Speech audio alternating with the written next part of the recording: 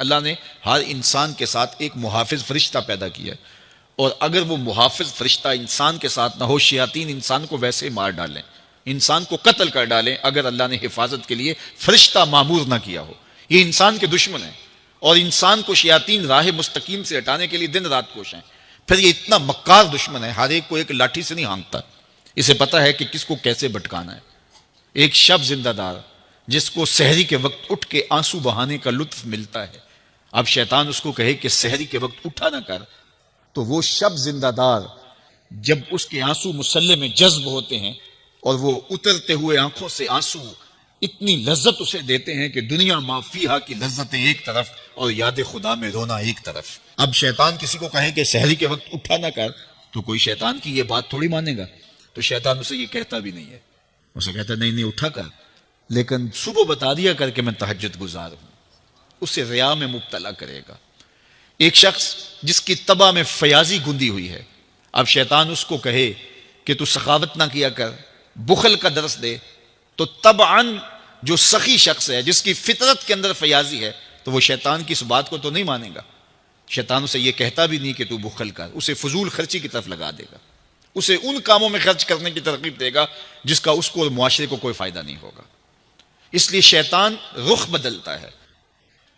ایک شاعر جس کی طبع کے اندر لطافت ہے، نرمی ہے، محبت ہے، اب شیطان اس کو کہے کہ فلاں کو قتل کر دے، تو شاعر تو شاخ سے پھول بھی نہیں توڑ سکتا، تو پھر وہ کسی کا سر کاٹ دے، یہ کیسے ممکن ہو سکتا ہے؟ شیطان ایک شاعر کو یہ کہتا بھی نہیں، اسے وہ شراب اور شباب کے پیچھے لگا دیتا ہے۔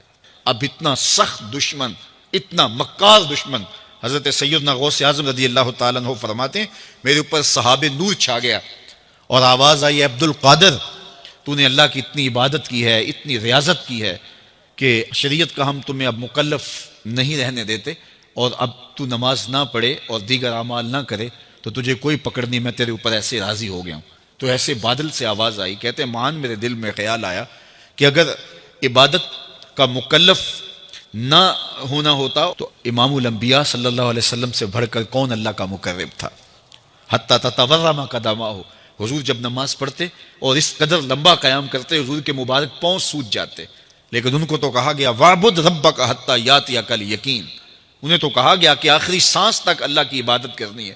تو میں کون ہوں کہ مجھے کہا جائے کہ تو اب عبادات کا مکلف نہیں رہا، کوئی بات نہیں ہے۔ تو کہتے ہیں میں لا حول ولا قوت الا باللہ پڑھا تو وہ جو مجھے نور نظر آ رہا تھا وہ سیاہی میں بدل گیا۔ تو وہ ابلیس تھا جو اس رنگ میں مجھے بھٹکانا چاہتا تھا، کہا عبد القادر اس مرتبے پہ پہنچے ہوئے کتنے لوگوں کو میں نے گمراہ کر دیا، تیرے علم نے تجھے بچا لیا۔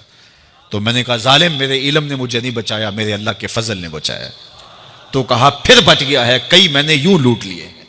تو اتنا مکار دشمن ہو جو ہمارے اوپر مسلط ہے اور دن رات کوشاں ہے ہماری متاع عمل لوٹنے کے لیے، متاع ایمان لوٹنے کے لیے، تو پھر مجھے بتاؤ کہ ہم کیا غافل ہو کے بیٹھیں گے؟ ایسے ناپاک وجود کا مقابلہ کوئی آسان ہے جو ہماری متاع عمل لوٹتا ہے، متاع ایمان لوٹتا ہے، ہمیں عمل کرنے نہیں دیتا، کریں تو وسواس ڈال رہا ہوتا ہے، کر لیں تو ریا میں اور تکبر میں مبتلا کر کے، عجب میں مبتلا کر کے کیا ہوا عمل بھی لوٹ لیتا ہے۔ مجھے بتاؤ یہ کوئی جو ہے وہ سوکھا کام ہے کہ ہم مقابلہ کریں؟ اب ماہ صیام میں روزے سے بھوک بھی کاٹتے ہیں اور قرآن مجید کی تلاوت اور دیگر معمولات کے لیے ہمیں تنہائی بھی میسر آتی ہے، اور اسی طرح ہمیں روزے سے جو ہے وہ اپنی زبان کو کنٹرول کرنے کا درس بھی ملتا ہے۔ تو روزہ تمہاری زبان کا محافظ بن جاتا ہے، پھر روزہ تمہاری شہوات کے کنٹرول کا ذریعہ بن جاتا ہے، اور روزہ تنہائی کی وجہ سے اختلاط سے جو خرابیاں پیدا ہوتی ہیں ان سے تمہیں بچا لیتا ہے۔ تو گویا ماہ صیام اللہ تعالیٰ کی رحمتوں کا ایک روپ ہے، اور یہ ایک مہینے کا تربیتی کورس ہے جس کے ذریعے سے ہم اپنے باطن کی صفائی کر سکتے ہیں اور اندر کی غلاستیں، اندر کے میل کو چیل مٹا سکتے ہیں۔ اگر لوگوں کو پتہ چل جائے کہ رمضان میں کیا ہے تو وہ آرزو کریں کہ پورا سال ہی رمضان رہے۔ اتنی برکتیں اور اتنی رحمتیں اللہ نے اس مبارک مہینے کے دامن میں ڈال دی۔ یا ایھا الذین آمنوا کتب علیکم الصیام کما کتب علی الذین من قبلکم، کہ اے ایمان والو تمہارے اوپر روزے فرض کیے گئے ہیں جس طرح تم سے پہلوں پہ فرض کیے گئے تھے۔ کیوں فرض کیے گئے؟ وجہ کیا ہے؟ لعلکم تتقون، تاکہ تم متقی بن جاؤ، تم پرہیزگار بن جاؤ۔ تو روزے کی فرضیت کا نتیجہ تقوی کا حاصل ہونا ہے، اتقاء کی دولت کا نصیب ہونا ہے۔ تو اس آیت کریمہ میں 3 چیزیں بیان کی گئی۔ سب سے پہلی، اے ایمان والو تمہارے اوپر روزے فرض کیے گئے۔ پھر دوسری بات، جس طرح تمہارے سے پہلوں پہ فرض کیے گئے۔ اور تیسری بات، تاکہ تمہیں تقوی کا نور نصیب ہو، تمہیں اتقاء کی دولت نصیب ہو۔ تو ایک تو روزے کی فرضیت کا حکم دیا گیا، اور دوسرا یہ تسلی دی گئی کہ یہ بھوک اور پیاس کی شدت تمہیں ہی نہیں کاٹنا پڑے گی، تم سے قبل بھی لوگ یہ عبادت کرتے رہے ہیں، اور وہ اس مشکل عبادت سے تقوی کو حاصل کرتے رہے ہیں، اور تمہیں بھی ہم اس راستے سے تقوی نصیب کرنا چاہتے ہیں۔ علامہ حقی علیہ رحمہ نے لکھا ہے کہ ملک تحمور الثالث، یہ حضرت آدم علیہ السلام کی اولاد سے تیسرا بادشاہ گزرا ہے، اس کے زمانے میں قحط پڑ گیا تھا، تو اس نے اپنی قوم کو یہ حکم دیا کہ ایک وقت کا کھانا آپ کھا لیں اور ایک وقت کا کھانا بچائیں اور وہ قحط زدہ علاقوں میں بھیجیں۔ تو قوم نے اس حکم کو بصر و چشم قبول کیا اور ایک وقت کا فاقہ کاٹ کے اپنے ان بھائیوں کے لیے وہ کھانا بھیجتے جو قحط میں مبتلا تھے۔ قوم کی یہ ادا اللہ کو پسند آ گئی، اور وقت کے نبی پر وحی کی گئی کہ تمہارے اس عمل کو ہم عبادت قرار دیتے ہیں۔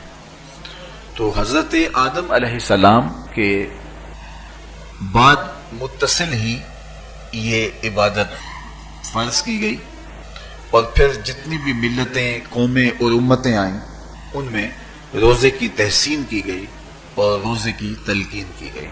روزہ اس لیے فرض کیا گیا کہ تمہیں تقوی نصیب ہو جائے، اتقاء کی دولت نصیب۔ اب سوال یہ ہے، کیا تقوی بھوک اور پیاس سے حاصل ہوتا ہے؟ پیاس کاٹنے سے، بھوک کاٹنے سے کیا تقوی نصیب ہو جاتا ہے؟ صبح سے لے کر شام تک روزہ رکھنے کی تلقین کی گئی۔ یہاں ناروے میں اور مختلف ممالک کے اندر 20-20 گھنٹے کا روزہ ہے، اور ہمارے بھی یہاں 16-17 گھنٹے مسلسل شدت کی گرمی میں بھوک اور پیاس کاٹنا ہوتی ہے۔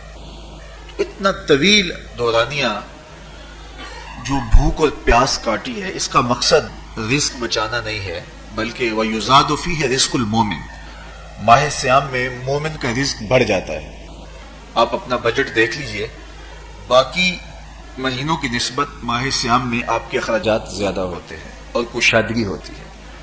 تو یہ کوئی خوراک بچاؤ مہم نہیں ہے، بلکہ رزق تو بڑھ جاتا ہے، لیکن اس کے باوجود 20-20 گھنٹے، 17-17، 18-18 گھنٹے پیاس اور بھوک کاٹنا، اس کا کوئی مقصد ہے تو وہ مقصد قرآن نے بیان کیا کہ اس کے نتیجے میں تمہیں اتقاء کی دولت ملے گی، تمہیں تقوی کا نور۔